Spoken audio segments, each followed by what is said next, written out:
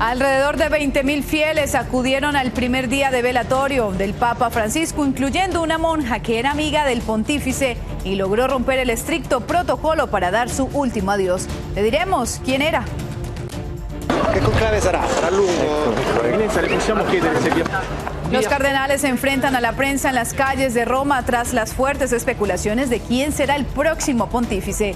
Uno de ellos está condenado por fraude, pero insiste en añadirse como candidato.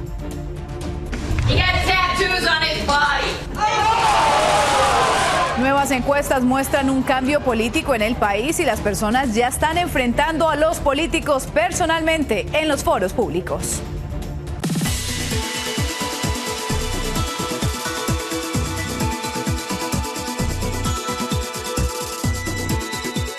Y estas son las imágenes en vivo dentro de la Basílica de San Pedro en el Vaticano. Y con esto, bienvenidos a una emisión más de Noticias 24 Horas. Les saluda Laura Ortega e iniciamos precisamente ahí en el Vaticano, donde el cuerpo del Papa Francisco fue trasladado este miércoles desde la Plaza de San Pedro hacia la Basílica, donde se instaló una capilla para que los fieles puedan rendirle homenaje y también despedirse durante los próximos 3 días. En el interior, la gran afluencia permitió más bien a los fieles detenerse apenas unos segundos ante el féretro del pontífice, pero por supuesto, para saber más sobre este primer día en el velatorio, vamos con nuestra corresponsal Marinelli Stremamuno, quien se encuentra en el Vaticano.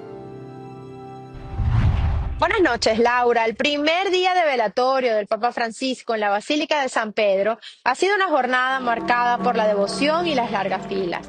Desde las 11 de la mañana de este miércoles, miles de fieles comenzaron a desfilar frente al féretro del pontífice, colocado bajo el altar de la confesión de la majestuosa basílica del siglo XVI y custodiado por la Guardia Suiza.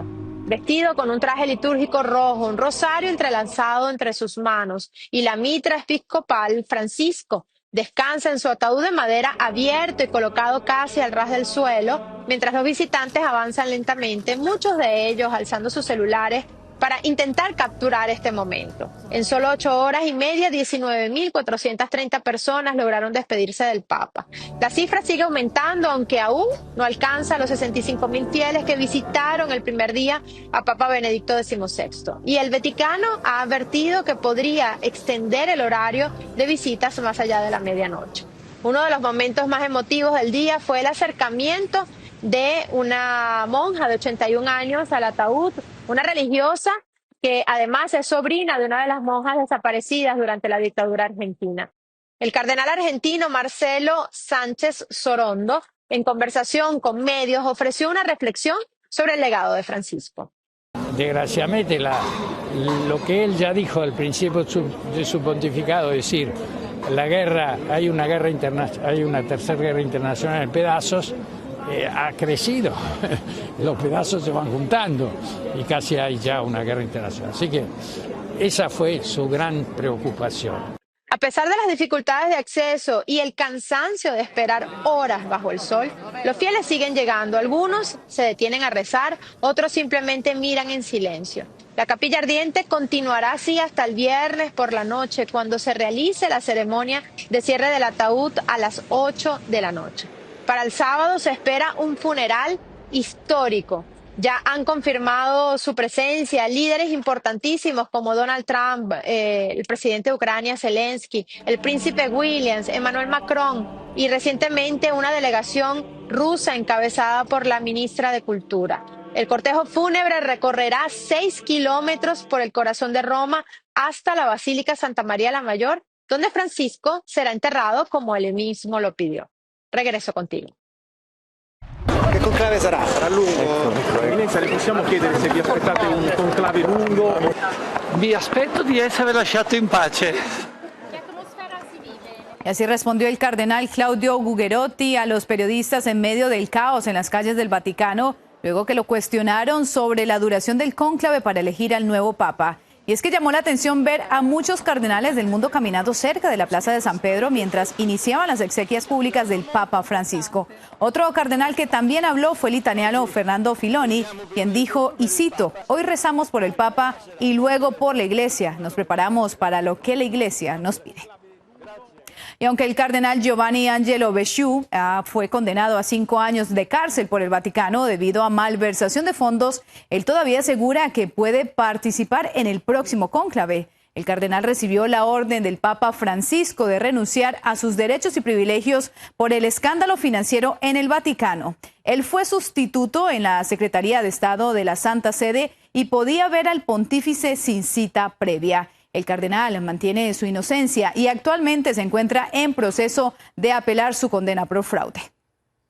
Y la posibilidad de que el próximo papa sea mexicano está generando gran expectativa. Ayer le hablamos sobre las posibilidades del cardenal Francisco Robles Ortega y este miércoles les presentamos al cardenal Carlos Aguiar Retes, quien se perfila como uno de los candidatos con mayor peso en el próximo cónclave. Nuestro corresponsal Víctor Blázquez nos cuenta cuáles son las posibilidades de ser elegido. Me da mucho gusto saludar a los... La posibilidad de que el próximo papa sea mexicano cada vez suena más. Arzobispo primado de México y cardenal Carlos Aguiar Retes tiene todas las credenciales y su trabajo ha provocado que se hable de él con más frecuencia. Sería un gran honor y una gran responsabilidad tomando en cuenta el catolicismo en México. Si tienen la misma ideología que tenía el Papa Francisco acerca de aceptación, inclusión y humildad, pues estaría bastante bien. Sensacional, sería estupendo. Sí, va a ser un mexicano. Aguiar Retes es otro más de los 130 cardenales del mundo que se unirán en el Vaticano para llevar a cabo el cónclave en mayo, donde se designará al próximo sucesor de San Pedro. Retes ha sido claro al rechazar la despenalización del aborto y pone a la familia como principal elemento para combatir la delincuencia. Una de sus últimas actividades fue lavarle los pies a madres buscadoras inmigrantes el pasado Jueves Santo. Sí, el Papa Francisco y el cardenal efectivamente son gente cercana, han trabajado juntos, se conocen bien, ¿no? Ahora, lo que toca ser el colegio episcopal son los que tendrán que ver si ven en don Carlos Aguiar Retes una continuidad que pueda ser interesante para la Iglesia Católica y que convenga, digamos así, seguir e impulsar. Es verdad, Carlos Aguiar Retes es un personaje interesante. Pero eso no es todo. Con el Papa Francisco, Carlos Aguiar mantuvo una estrecha amistad de unos 25 años, es decir, antes de que Jorge Mario Bergoglio fuera llamado a ser Papa. La Iglesia tiene un mensaje de reconciliación, de volver a poner en común, de superar que las ideologías no nos confronten. Puede pensar cada quien de manera distinta. Cabe destacar que el 9 de octubre de 2016, el Papa Francisco anunció que Carlos Aguiar Retes iba a ser cardenal y con ello abrir la posibilidad de participar en el cónclave y también de ser papable. En Ciudad de México, Víctor Blázquez, Noticias, Estrella TV. Gracias, Víctor. Y tras conocerse la noticia de la muerte del Papa Francisco, muchas personas buscan en la película Cónclave respuestas a qué sucederá en el Vaticano. La producción ganó un Oscar por mejor guión adaptado y muestra un mundo político en el corazón del Vaticano tras morir un papa. Para muchos podría tener la respuesta sobre el proceso de elección del próximo pontífice y según analistas es una buena representación fiel en cuanto al vestuario, pero los giros de la trama también son excesivos. Escuchemos precisamente a un experto en la Iglesia Católica dar un ejemplo. There are several moments in the film that just couldn't happen in real life. For example, at the beginning of the film, a cardinal shows up who had not been publicly named before the Pope had died. This is not something that can happen under church law. If the dead Pope, in this case Pope Francis, had appointed a cardinal without naming him publicly, he could not enter the conclave. His appointment does not count because it was not named publicly before the Pope died. La firma del entretenimiento Luminate dice que tras la muerte del Papa, la audiencia de la película se disparó en un 283% en los servicios de streaming. Y un encuentro breve y un gesto de fe marcaron para siempre las vidas de un ex infante colombiano y la del Papa Francisco. Edwin Restrepo, herido en combate, encontró en el pontífice no solo consuelo, sino también el impulso para perdonar. Carolina Gómez habló con el soldado y nos cuenta por qué él recibió una carta escrita personalmente por el pontífice. Un encuentro, una gorra y el perdón. Edwin Restrepo, exinfante de Marina, carga varias marcas de guerra en su cuerpo por culpa de un ataque terrorista en el 2004. Una mina le arrebató la vista, una mano y un pie en Zambrano Bolívar cuando apenas tenía 19 años. Ese campo minado me generó la pérdida de mi mano derecha, de mi pie izquierdo y la visión completamente. Pero en medio de la visita del Papa a Colombia en el 2017, justo antes de su partida a otra ciudad en el aeropuerto militar, se conocieron marcando la vida de ambos, o al menos así lo cuentan a pesar del tiempo transcurrido. Tengo una cosa en mi estudio, una foto de uno de ustedes que había perdido una pierna. Y en el aeropuerto militar, yo también la vi para allá a Cali, creo. Él me saludó. Llegó donde mí, se detuvo, me dio las gracias y me dio un rosario. Cuando él me hace rosario, yo agacho mi cabeza, me quito la gorra, el uniforme y le digo: su santidad, llévese la gorra de un soldado de Colombia. Yo tengo en un cuadro la gorra de él, la foto, rezo todos los días por él.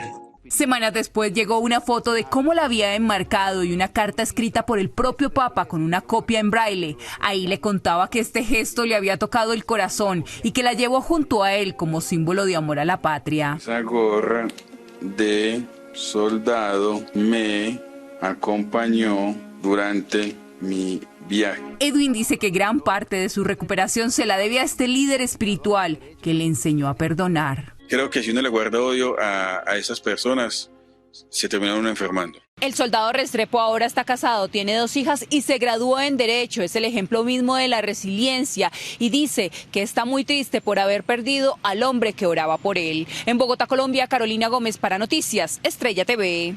Seguramente esa historia se la contará también a sus nietos. Con esto nos vamos a hacer una pequeña pausa. No se vaya, ya volvemos. Nuevas encuestas muestran un cambio político en el país y las personas ya están enfrentando a los senadores personalmente en foros públicos. Infierno en Nueva Jersey, miles de acres arden sin control y obligan a la evacuación de comunidades completas. Ya volvemos.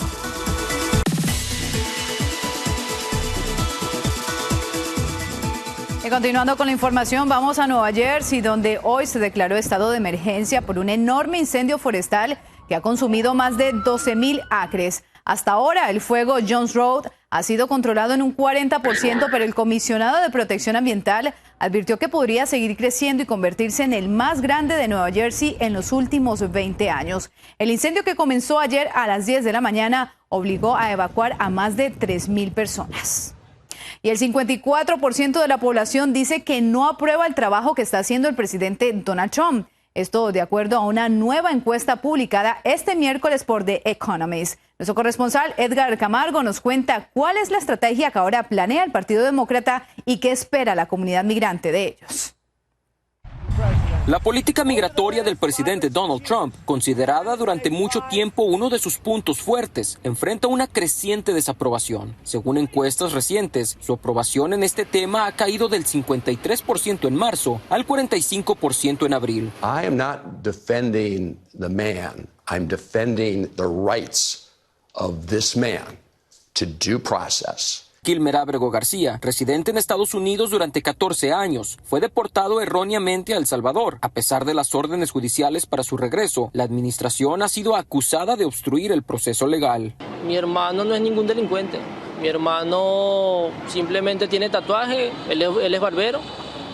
Y como barbero yo creo que ese es un arte en los muchachos, pues. Simultáneamente, más de 200 venezolanos han sido deportados a la prisión de máxima seguridad Secot en El Salvador, bajo acusaciones de pertenecer al Tren de Aragua. Sin embargo, familiares y defensores de derechos humanos denuncian que muchos de ellos no tienen vínculos con bandas criminales y fueron deportados sin el debido proceso.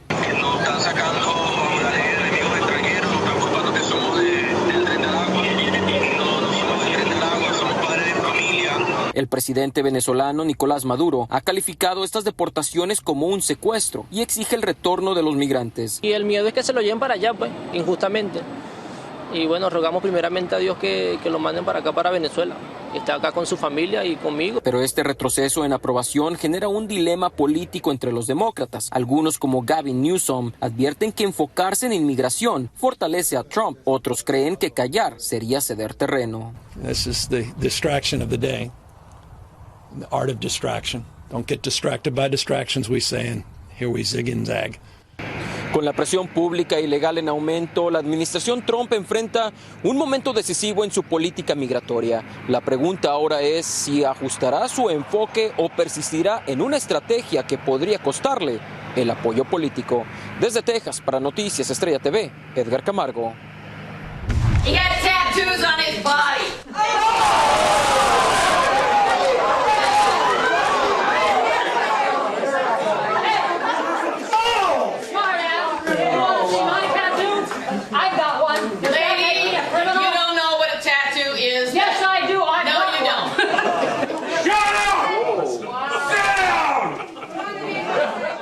En un foro en Iowa, el senador republicano Chuck Grassley fue recibido con gritos y fuertes cuestionamientos sobre la presidencia de Donald Trump.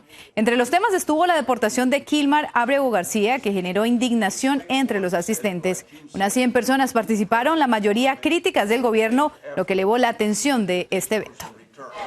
Y crece el miedo en la comunidad inmigrante tras un operativo de ICE que resultó en la detención de varios jornaleros en el área de Pomona, California. Este miércoles muchos de ellos no se presentaron por temor a ser arrestados en el estacionamiento de un Home Depot donde ocurrió precisamente el operativo. Testigos aseguran que agentes llegaron sin identificación oficial. Al menos 15 personas fueron detenidas mientras esperaban trabajo en esta zona. Ustedes no se pueden dar el lujo de andar con miedo y decir, no, hoy no voy a trabajar. No, todos los días tenemos que salir frecuente a buscar trabajo porque todos los días comemos. Están separando familias, no se ponen a pensar que ellos tienen hijos también. Organizaciones comunitarias denuncian que estas acciones generan desconfianza incluso entre quienes ya tienen un estatus legal. I'm Kristi Noem, the United States Secretary of Homeland Security. Thank you, President Donald J. Trump, for securing our border and putting America first.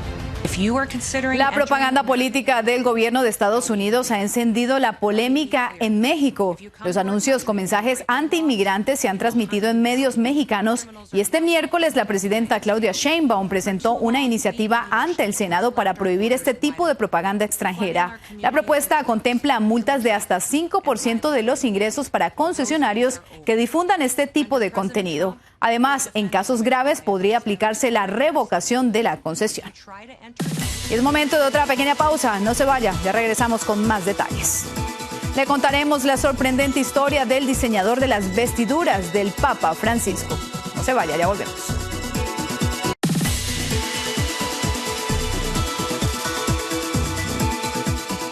Gracias por continuar con nosotros. Y en la Casa Blanca ya hay propuestas para convencer a las personas a casarse y procrear hijos, una iniciativa de grupos externos dirigidos a aumentar la tasa de natalidad en el país. Pero una que le interesó al presidente Trump es el del bono bebé, que daría $5,000 a cada madre que da a luz, aunque él tiene una orden ejecutiva para aumentar el acceso a la fertilización in vitro. La secretaria de prensa de la Casa Blanca dijo que él está implementando medidas para impulsar familias a alcanzar el sueño americano.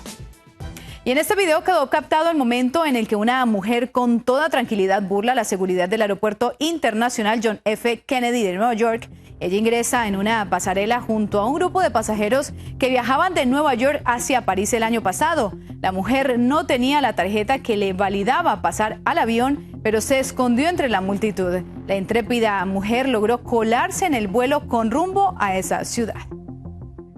¿Y sabías que el diseñador de las vestiduras del Papa Francisco era abiertamente homosexual? Se trata de Filippo Sorsellini, artista italiano y perfumista, quien dio forma a la imagen solemne y austera del pontífice a través de los años. Con el Papa, Filippo optó por diseños sobrios, reflejando el mensaje de humildad y cercanía del pontífice. Ahora, tras la muerte de Francisco, su nombre vuelve a sonar como un símbolo de la Iglesia que, al menos visualmente, abrió las puertas a nuevas formas de expresión. Y Marcela del Rosario Bárcena es una migrante peruana que conoció al Papa Francisco en el año 2023 cuando se encontraba en un hospital de Roma donde su hijo Miguel Ángel, recién nacido, pues era tratado por una fractura en el cráneo tras una caída. El milagro fue que el Papa estaba hospitalizado también en ese hospital y le preguntó si él podría bautizar al bebé. Ese encuentro profundamente marcó la vida de Marcela, ya que su bebé creció saludable después de esto. Escuchemos a Marcela reflexionar sobre el impacto del pontífice en su vida y en la de todo el mundo, por supuesto. Él hizo que se acercaran a Dios, a su manera, a sus cambiamientos, que revolucionó, pero revolucionó para bien. Y yo de eso soy muy agradecida y soy testimonio de todo eso. Y con esto nosotros hemos llegado al final de esta misión de Noticias 24 Horas. Yo soy Laura Ortega. Usted gracias por acompañarnos, pero los dejamos con las